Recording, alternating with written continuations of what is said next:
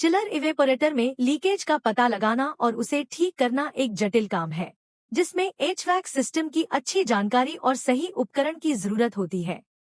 यह काम किसी योग्य तकनीशियन से ही करवाना चाहिए, क्योंकि इसमें रेफ्रिजरेंट और उच्च दबाव वाली प्रणालियों का काम होता है जो खतरनाक हो सकता है। यहाँ कुछ मुख्य तरीके दिए गए हैं जिनसे चिलर इवेपोरेटर में लीकेज का पता लगाया जा सकता है। चिलर इवेपोरेटर लीकेज का पता लगाने के तरीके। Leak detection methods. Visual inspection. सबसे पहले इवेपोरेटर और उसके आसपास के हिस्सों को ध्यान से देखें। लीकेज अक्सर तेल के निशान, ऑयल ट्रेसेस या धूल जमा होने के रूप में दिखाई देती है, क्योंकि रेफ्रिजरेंट के साथ थोड़ा तेल भी बाहर निकलता है। अगर कॉइल में लीकेज है तो कॉइल के फिन्स पर बर्फ जमना, आइस फॉर्मेशन या असामान्य नमी भी एक संकेत हो सकती है। साबुन का पानी bubble water test. Soap water bubble water test. यह सबसे आम और आसान तरीका है। सिस्टम में नाइट्रोजन गैस का दबाव डालें 10 से 20 kg/cm सुपरस्क्रिप्ट 2।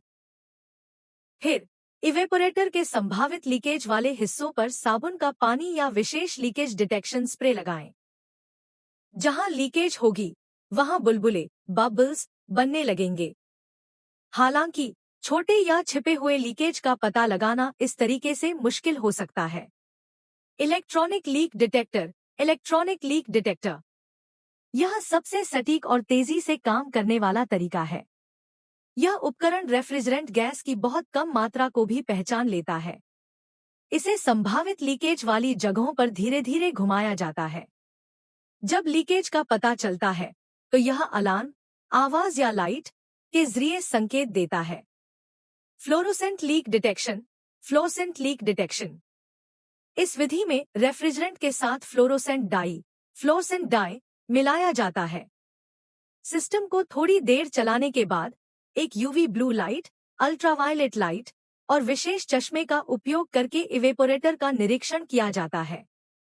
जहां लीकेज होगी वहां फ्लोरोसेंट डाई चमकती हुई दिखाई देगी। यह छिपे हुए लीकेज का पता लगाने में बहुत प्रभावी है। दबाव का अंतर, प्रेशर डिफरेंस बटा pressure DK test.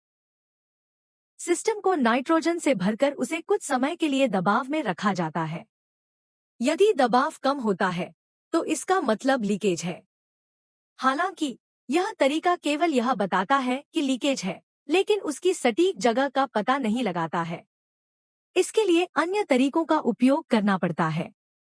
Halogen lamp detector.